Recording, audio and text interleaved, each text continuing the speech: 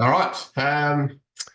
Sorry for the late email with the Slido link. Some of you will know that I'm away in Perth over the weekend to watch the Crows almost lose to the bottom side. Um, Fortunately, they managed to get over because it would have been a long trip home with four boys that were getting a little bit worried in the game. Anyway, it was a good weekend. Obviously, I was keeping a pretty close eye on what was happening back here as well and staying in touch. And we had a few changes at the last minute. So thanks to everyone for helping out once again and get it sorted. All right, bit happening. Finals and grand finals this week in the women's. I'll get to some of those announcements shortly, but some milestones. 50th game for Ben Northcote in the field, Hunter Sargent in the field, Chris Whittingham in the field, and Connor O'Driscoll on the boundary. 100th game up for Brody Lees in the field. Miller Jolly, if he's not umpiring Sample, in the field. And Michael Tripodi in the field. And 200th game for Anthony Bertoli, one of our boundary umpiring coaches, and a top performer for many years. So well done to all of those umpires. All right, I mentioned the grand finals. We've got women's Div 3, 4, and 5 in the coaching notes. I will send out the complete list of umpires, or just on the Zoom today, I'll announce the field umpires. So for the women's Div 3 grand final, well done to Mark Barnett and Martin Daunt. The women's Div 4 grand final, we've got Seb Henderson with Ali McMeekin. I just saw Ali join just then, so well done, Ali. And the women's Div 5 grand final, Adam Harris and Jamie Thompson. So all the best to all you guys, and enjoy the day. It's always a big day for the girls, and of course a big day for the umpires. So now for those that are umpiring the grand finals, but also those that are umpiring the women's prelim finals, you'll need a ticket. And so Pete will have them this Wednesday night at training. So you'll need to get a ticket to be able to get in, otherwise you're going to have to pay. Speaking of training, we've got a Umpires Association barbecue this Wednesday with drinks available at reduced prices. Also in the coaching notes, I'm going to provide the links for those of you who may be interested in watching the women's vote counts on tonight. So the Div 1 reserves are below at 7:15 and the Div 1 medal at 8 p.m. A live stream on YouTube for those that want to follow those counts, which are always kind of good viewing, and especially if you've been umpiring those games. All right, we are going to have the quiz that I've been I put out last week and then sent out information about it again today. But before we do that, has anyone got any questions or anything from the weekend that they wanted to raise? Unmute yourself now if you wanted to bring it up. I see Mike Raymond on the line. It's probably something I should put in the coaching notes, actually. I had discussion today with John Kernahan. It's a question I often get asked about red cards. I might have one on the weekend. And the rule is the team must play a player short for 10 minutes, but it's the umpire's discretion how long the player who got sent off goes off the field for. And it can be anywhere between 10 minutes and the rest of the game. And John made the point, I think it is a really good point to keep in mind. Really, we probably should be only sending a player off for the rest of the game if you are concerned that there's going to be retaliation, and by keeping him off, you're going to avoid further problems. If it is something that is, something that you don't think the players are going to retaliate for, that the player could come back and get play the rest of the game, and then they're going to go through the process of, I guess, finding out whether they're guilty of the offence and then getting that suspension from the league. It's in the rules where you don't have to send them off for the rest of the game. So I know some of you have asked me about it before, and sort of my opinion before has been, well, you're giving a red card, why wouldn't it be the rest of the game? But I think John made the point that the rule is that, there is some discretion there, and it really should be setting him off for the rest of the game if you're worried about retaliation and there's going to be further problems, or it's something really significantly bad. So I guess Mike had a one of those ones where the player was second to the ball and chose to bump, went past the ball. Player didn't end up being badly injured. There wasn't huge aggro, so it's probably one that the player could have been brought back on the field for. At the end of the day, the player will get a week suspension, and because he had, if he'd not had the full rest of the game, like Mike had sent him off for, perhaps it would have been a 2-week suspension, but it was taken into consideration that he missed the rest of that game. So I guess just the question is, how long do you send him off for? It's your discretion, but your judgment on, I guess, the problems that would occur if he did come back on. And if there aren't going to be problems, then there's no problem with him sitting 10 minutes or a quarter or whatever it is you decide out and then letting him back before the process takes place during the week. Does that all make sense? All right. If no one else has anything to say, Mike, you've just unmute yourself. Thanks, mate. And g'day, everyone. It's my first Zoom for the year, so I'm pretty excited as well. So it's a coincidence that happened on the weekend in that game, but yeah, no, yeah, I guess I saw you there on the Zoom. I thought it might be worth bringing up. Thank you. Because I have had that question before, and I guess my conversation with Curtis today, I guess changed my mind a little bit on what I would say when I get asked that question. Yeah. All right. I know these. Brandon, do you want to say something? Yeah, Cole had an interesting experience kicking for goal on the weekend. Ball came in from deep in the right pocket. The goal umpire didn't really move, and then the ball rattled into the point post on the other side. But he signalled a goal, thinking that it had gone over his head. So we had a bit of a quick chat, and he said, "Oh no, I didn't realise that it hit the point post. I'll just go without a bounce on the full." But if he had stuck with his guns then I would have had to signal a goal, I believe, because he believed the ball had gone fully over the line and then behind the goals had come back in to hit the point posts. Would that be correct? So this is a club? No, it was one of ours. Right. Yeah, so we're going to get that onto that in the quiz. I'll come back to that question in the quiz. All right. So hopefully I've got my Slido up so I can kind of make sure it's working. But if you can bring that up on your phone or your computer and put in the answers to the questions as we go. Let's see how we go with this. So just bear with me. All right. There was a bit of a rush to get this happening today when I got back from Perth. And hopefully this works. All right. So you can see all those that have joined. And apparently I did see before Matt Stevick has joined. Someone pretending to be Matt Stevick. So I think it's the latter. All right. Let's go to the first question. So a player kicks a goal, and before the ball crosses the line, opposition player pushes the player in the back with enough force to push him to the ground. What should the umpire do? So if I get you all to go to your phone or whatever you're using the Slido from and put in the answer that you think it should be, then we'll see. Okay. I do this once or twice a year, so I'm a little bit. Okay, so we've got 16 out of the 21 have answered. 17. 19. Okay, I've got a couple more to go, and then we'll give you the answer. Okay. There's a couple that I want to put an answer in. That's cool.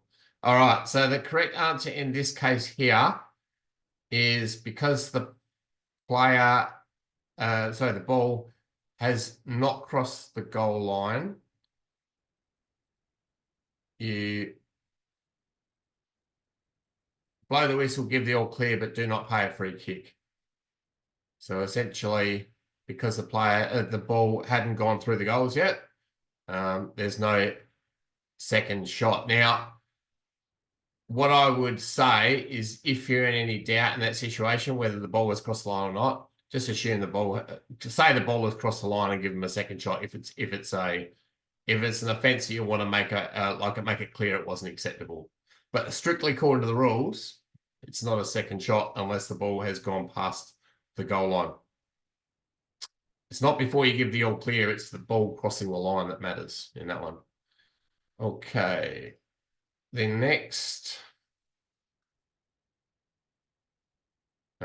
question is, okay, so Sam Colella brought this one up from an AFL game recently, and I'll have a bit more to say on that after we give the answer to this question, but it was the St Kilda North Melbourne game, I think, from not the weekend just been, but the weekend before.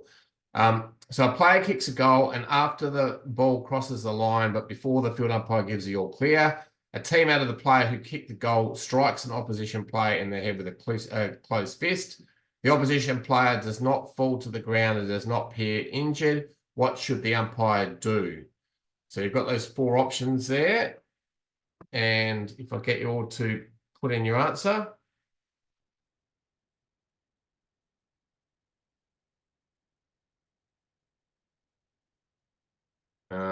So it's essentially, the option is a yellow card or a red card. And if you're paying a free kick and where from, you've got different options there.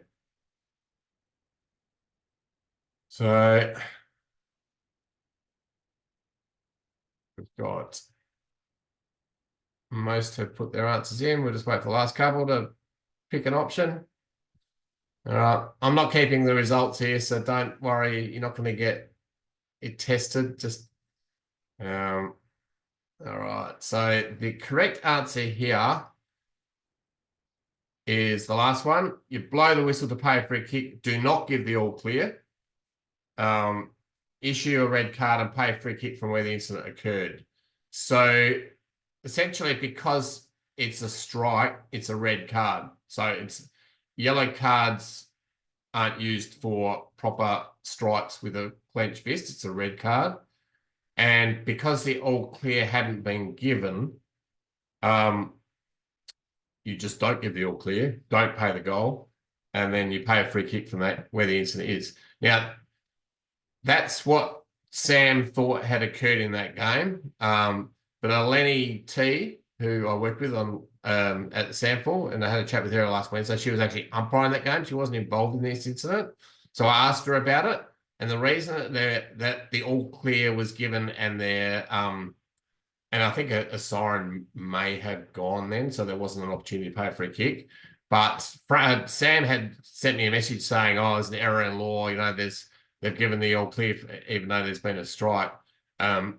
The all clear, according to Eleni, was given before the strike. So there was an all clear, then the strike occurred. I think it was Paul Curtis who ended up getting a game or two. So the all clear was given, then the report occurred, and therefore the goal stood. But if the all clear hadn't been given, then they wouldn't have given the all clear. So Sam, just letting you know that was the official answer from what happened. There wasn't an error as you thought there may have been. Okay, next question. A player who is not injured or in the hands of a trainer leaves the field outside of the interchange bench. What should happen next? We had this on the quiz earlier this year, and I thought I would have. I thought I'd just put it in because we stuffed it up earlier this year. But also, Mountsy actually emailed me afterwards saying the correct answer with another point, and so I included that in the answers here. So pick your option there. Is it nothing? Or is it a free kick in 25 from where the spot where the player crossed the boundary line? Or is it a free kick in 25 from where the ball is at the time? Or does play continue and the player's told they cannot return to the field for the remainder of the game? So pick your option.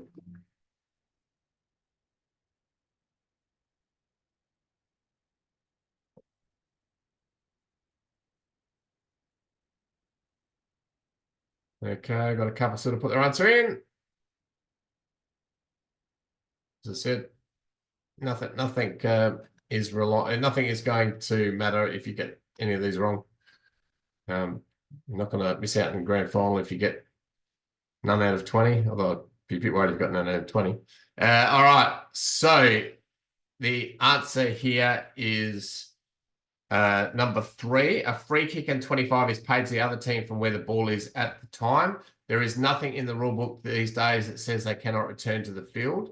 So they are allowed to return to the field. But the penalty is a free kick in 25 from where the ball is at the time. So option number 3. All right. Next question. What is the role of field umpires in regard to match day officials before a final or a grand final? Is it nothing? Ensure there's one official per team in place, or is it 2 match day officials in place, or just start the game anyway and not any issues with the match day officials in the officials HQ after the game? So, by the way, if you want to unmute yourself and query any of this stuff, feel free to interrupt me. Don't mind a bit of a discussion.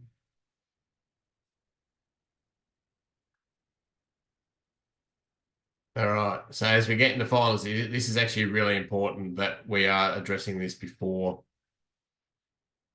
the game. Oh, I've just given you away the clue that it's not number 1. All right. So I think most people realise that, yeah, you need 2 matchday officials for finals.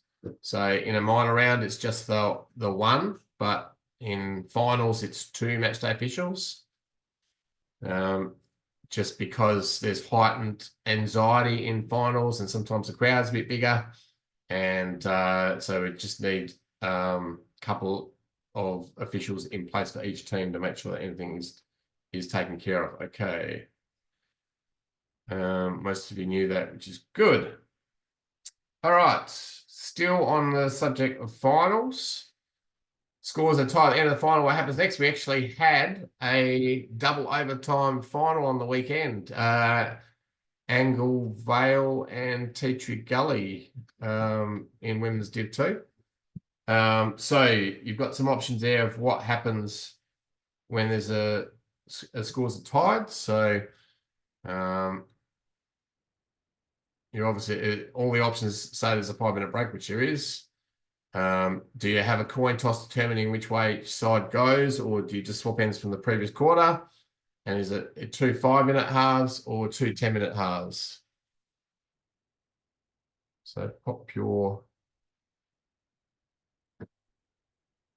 option in.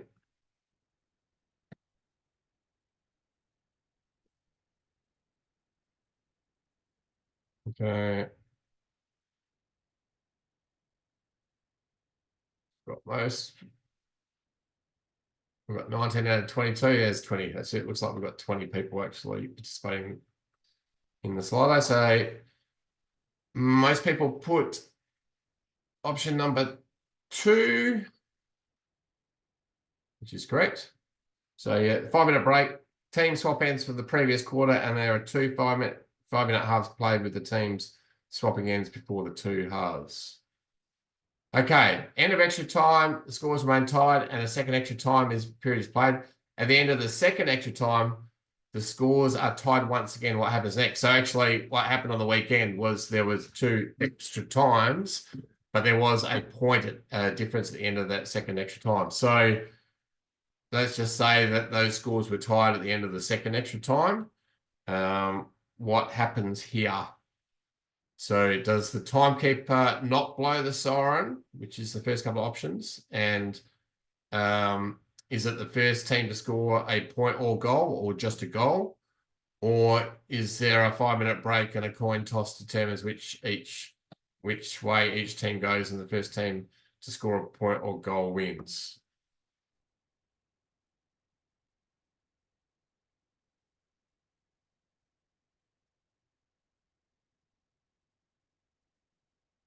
Okay. And Okay, so this is interesting. I think quite a big percentage said timekeeper doesn't blow the siren, just lets it go. And that's what actually I thought until recently. Unfortunately, I've got myself corrected by the rules, which is option number 3. So there is a 5-minute break. A coin toss determines which way each team goes, and the first team to score a point or goal wins. Reason for that is if there's a wind advantage or whatever, it wouldn't be very fair on the side if you didn't have a coin toss. And so yeah, there is that break. It'll be pretty manic, I would think. Yeah, I haven't had one in my time yet of the double extra at the time. Hey, Cole, Yeah, it's mate. Rob here. Yeah. It doesn't actually say that online. Yeah, it does in the rules and regs, mate. Oh, but not on the little PDF on the website. Yeah, maybe I need to add it. I do need to add it. That's a good Okay. point. Yeah, I'll put Cheers. together that PDF. Thanks for thanks for the heads up on that. I'll get that corrected this week. All right. A last possession free kick is paid. On this slide, I've had to shorten some of these questions because I only have a certain amount of words you can use in the question. The player with the free kick starts over the boundary line behind the mark, then run past the mark and only crosses the boundary line back into play 5 meters past the mark. What is the correct course of action? So this is quite an interesting one.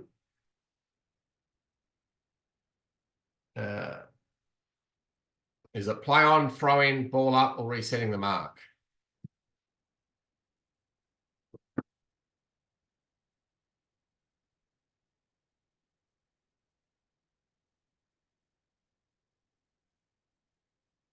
And honestly, I reckon whatever you did in this situation, you would get away with. I don't think too many people would know the rules at all. But I'm just going on what the rule is, and I'll talk a little bit more about it after I give the answer here. Okay, most of you did get it right. That's interesting. That's very impressive. So the answer is throwing, and it actually happened in a Port game, I reckon, last year. Someone might be able to remember which game it was in a Port game, but there was some questions asked, and the boundary umpire got it right. I think it was the Port player that played on past the mark, hadn't run over the boundary line, and then got called for a throw in. That's the rule as it is. It's a little bit different to the situation in the when it's near goals, the point post where there's an issue with them not bringing back into play and they reset the mark. I reckon if you reset the mark, no one would question it. But there's nothing in our rules and regs in that particular scenario that says you should reset the mark. And I wouldn't want you to be calling a throw in if it was we're talking, a meter or two. I think we're talking, the question is 5 meters past the mark. So it's significant distance, and it's really clear that it's way past the mark. But again, it'd have to be really obvious. And if you are the field umpire, you're not necessarily going to have the best angle. It would probably be something from a very experienced boundary umpire, like an Anthony Patola who knows his rules, or someone like that would perhaps call it. If we don't get this one exactly right, who cares really? But it's an interesting scenario. And strictly speaking, the rule is it's a throw-in. All right. The captain asks the field umpires for a player count. It's discovered that the opposition team has 19 players in the field. What happens to the score when play resumes? Stays the same, goes back to 0, goes back to the score it had at the start of that quarter, or it goes back to the score it had when it's determined the extra player went onto the field. So pop in your answer.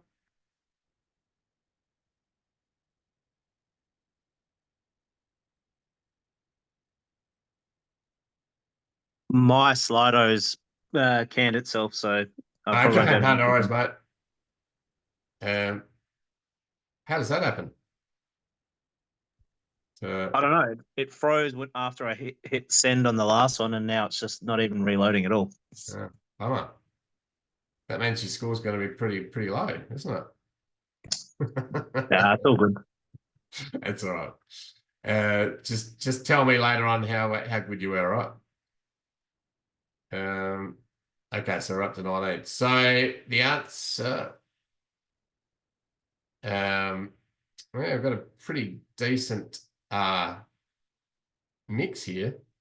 So the answer is the majority. It stays the same. So nothing happens during the game.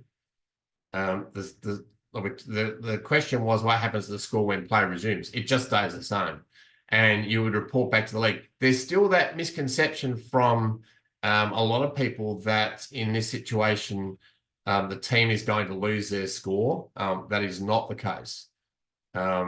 In most scenarios, the score, like during the week when the league analyzes it, is hardly altered at all because there's an investigation into how long this 19 players are on the field, and if there was no score during that time, there's no change to the score. Back in the old days, it used to go back to 0, but that's not the rule these days. And as far as what happens on the day, we don't direct the goal umpires, or the goal umpires don't change the score or anything. It's just reported back to the league. Okay. Yeah, this is a true scenario. Cody and I umpired a C grade game last year, and this actually happened. I'll read the full question out because I had to shorten it for the Slido slide. In the last quarter, an umpire pays a free kick against a player for dissent. Happened to be a Kilburn C grade player. Soon after, the same player abuses the umpire, and so a yellow card is given. I was about to get my yellow card, but Cody already had it out before I had a chance. When the player leaves the field, he removes his Guernsey. It was quite comical. Goes back to his car on the hill and then stands there wearing no shirt and continues to yell comments at the umpires. What is the best course of action at the end of the game? So nothing, because the player is no longer wearing the Guernsey. Ask the match day official to deal with the player. Make it a note in any other issues section of officials HQ. Or notify the player is issued a red card. And I'm back on. I'll be able to sleep all tonight. But thanks for letting me know. So could you answer those questions? Your numbers, mate. Relax. Could you answer those questions in the meantime? It was only the last one I missed, but I had it right. Cool. Very good. All right. So let's have a look at what the breakdown here was. Okay. Yeah, majority got it right. Yeah, red card, it's continued dissent. Doesn't matter whether he's got a Guernsey on or not. At the end of the day, we don't issue red cards straight away for these type of incidents, but he's had his chance. He had a free kick against him. He had a yellow, and he kept going. And just being off the field doesn't mean that he gets away with it. So I think he ended up 3-game suspension after the red card. But yes, it was very comical. All right. When there is a kick in after behind, how many meters from the goal line is the mark? So you'll need to know some measurements here, but pop in what you believe is the right answer.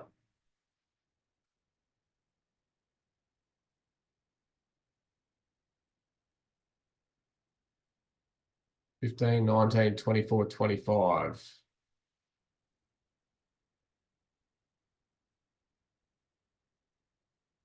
Okay, let's see what the majority has said. There's a couple staying out of this. Okay, so maybe I haven't worded the question well enough, but it's how many meters from the goal line, not from the kickoff line. So the goal line is from the goal line to the kickoff line is 9 meters. And then there's 15 meters from the kickoff line. So 9 plus 15 is 24. So the correct answer is 24. Okay, for a set kick, how far behind the player with the ball does the protected area cover? Is it 2 meters, 5 meters, 10 meters, 15 meters?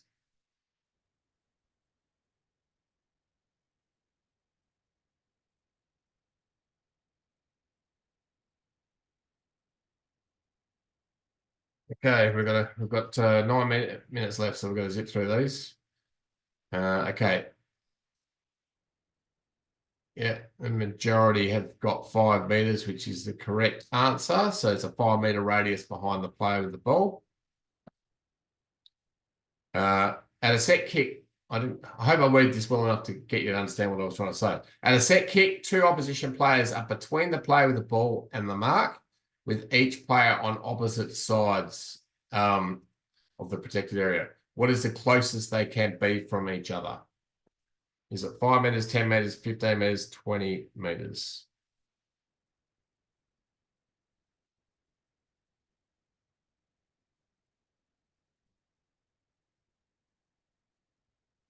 All right, so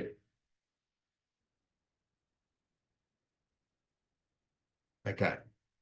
So yes, I'm not quite sure whether everyone understood what I was trying to get at, but the actual answer, correct answer is 20 meters because you've got 10 meters on one side of the protected area and 10 meters on the other. So if they're on the opposite side to each other, the closest they can be to each other is 20 meters. All right, we've had the next 4 questions previously. A club goal umpire signals a point, but you can see the ball has gone through for a goal. What is the best decision? And so is it a point if the goal umpire is adamant they correct, a point if it's a lesser of 2 scores? Is it a lesser of 2 scores? Direct the goal umpire to signal a goal, give the player another kick from where the ball was kicked. So this is for when a club goal umpire is involved. Okay, yeah, 100%. Nice work. So for a club goal umpire, you should overrule them pretty quickly if you're adamant, and even if they're adamant, you need to take it out of their hands if you are 100% sure. Okay, the difference with a league appointed umpire, same situation, but what do you do with a league appointed umpire?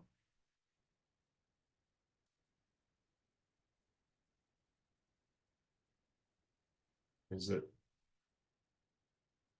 any different, or is it, yeah?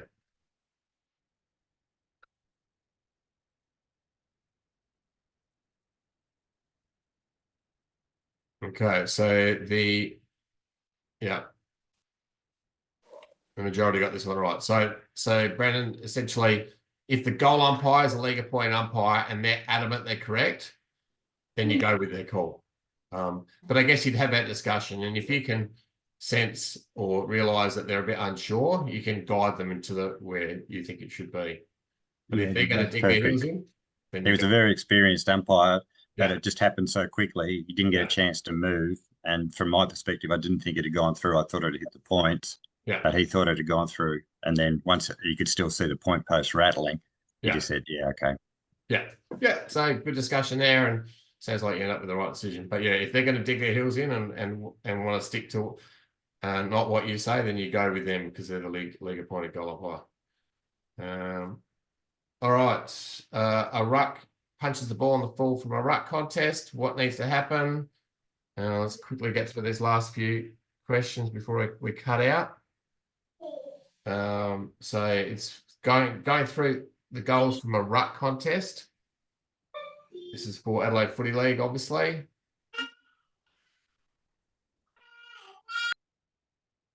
Hazy, I just muted you because there was a bit of noise in your background. If you wanted to ask something, you can unmute yourself again. All right.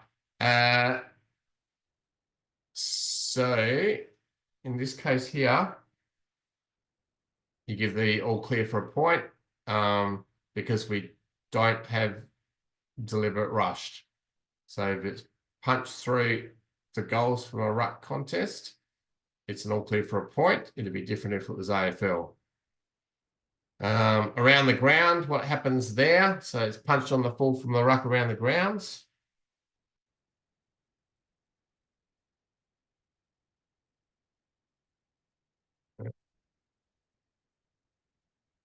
Yep. So we pay a free kick to the opposition ruck with the ball cross the line 100%. So good to know that one. Okay. During the minor round, which captain should call heads or tails for the coin toss? What's the protocol here? Most of you would know that one.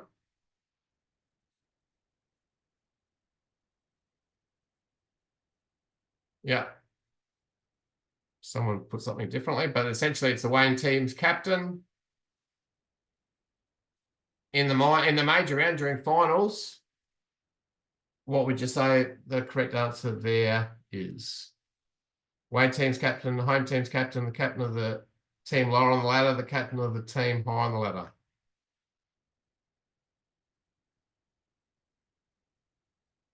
I thought we get a bit of a mixed response here.